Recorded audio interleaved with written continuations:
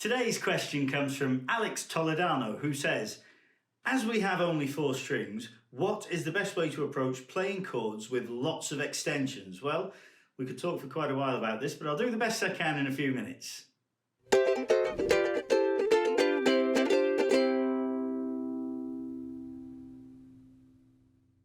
This is a great question, and to answer it, first I'd better explain what Alex means. Major and minor chords consist of 3 notes, the first, third and fifth of the scale. So a C major chord, for instance, has C, the root or first note of a C major scale, E, which is the third, and G, the fifth. Now, if we add one extension on, such as a sixth, that's straightforward. We only have one note per string, so add an A to make C6 or a B flat to make C7. No problem. Now, when things get more complex, we have choices to make, and this is what Alex is getting at. Let's look beyond 6th and 7ths. Look at ninths, for example. There are 2 different types of ninth chord you'll find when you examine sheet music. If the chord symbol says C add 9, that simply means add the ninth to the C chord, which, for example, you might do here or here, adding a D to your C, E and G. So an add 9 chord is just a decoration of the basic chord. Think of a C chord with the melody note D sitting on top. That D isn't really serving any harmonic function in terms of driving the chord progression along. But much more commonly when we talk about ninths, what we mean is a ninth added on top of a 7th chord. So the chord symbol C9 implies 2 extensions, the 9th and the 7th. It's important to understand that there's some shorthand going on here in the chord symbol. C9 doesn't mean a C chord with a 9th added, it means a C7 with a 9th added.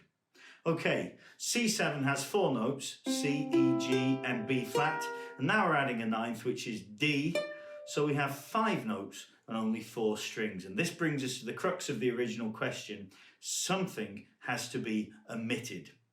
Now, if I were arranging for a choir or a group of instruments or a piano, I could spread these notes out. C, E, B flat, G, D. So I've done root, third, 7th, 5th, 9th. That's a nice voicing of the chord spread over just a little more than 3 octaves. But that's not the voice of a ukulele. On the uke, we have 4 strings tuned very close together in pitch, and much of the time we're playing 4 notes within the space of 1 octave. When you look at the notes in that 9th chord, you'll see that there are 3 consecutive pitches, B flat, C and D. The 7th, root and 9th are all next to each other, and in a compact voicing that could sound a little bit cluttered. So I'd strongly consider omitting the root. That would leave us with E, G, B flat and D. Here are a couple of inversions of C9 without the root. You still have the interval of a diminished 5th between the E and the B flat, which is giving the chord its pull towards F. So it's still functioning as a C7, that is the dominant 7th in the key of F, despite losing the root, C. And if the musical context demands it to work as a C7, the listener should mentally hear the C in the bass, even though it's not there. Now, that kind of statement sometimes causes raised eyebrows. How can a note be implied if no one's actually playing it? Well, music is a language, and like in any other language, if someone uses an abbreviation in speech, we still understand them, as long as it makes sense in the context. We don't have to consciously interpret the meaning. Let me give you an example. Here in the UK, we call the accident and emergency unit at a hospital A&E.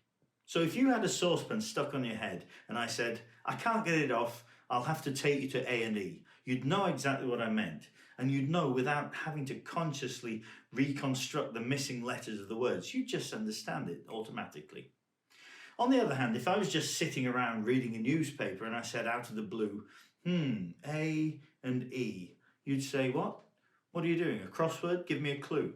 The brain would fill in the meaning depending on the situation, as long as the listener has a certain level of literacy in the language being used. Now, how's that relating to music? Well, in isolation, you might look at this chord and say E, G, B flat, D. That's an E minor 7 with a flat 5th.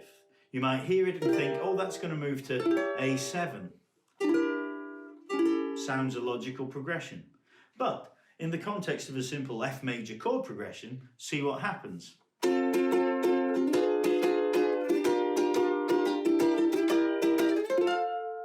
At no point did you feel drawn towards A7.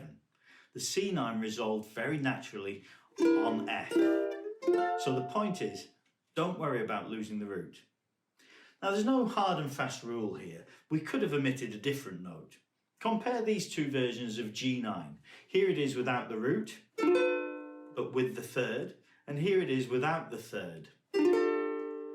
Without the root in this first version, we still had the discord that drives it to resolve. This version without the third is a much more placid chord. It doesn't have the same sense of purpose. Now, if you specifically wanted an artistic effect of stillness and tranquility, you might prefer that. But most of the time on the ukulele, we're conscious of trying to create the most powerful effect we can with limited resources. And more often than not, we'll get the best results with the fullest and most colourful sounding chords. The 13th is a lovely jazzy sound. We'll use C again to keep things simple. If you count up the scale 13 notes from C, you'll land on A. So what's the difference between C13 and C6, which is just C, E, G and A? Well, in the 13th, we add the 6th on top of the 7th chord. So we have a nice juicy clash between the B flat and the A.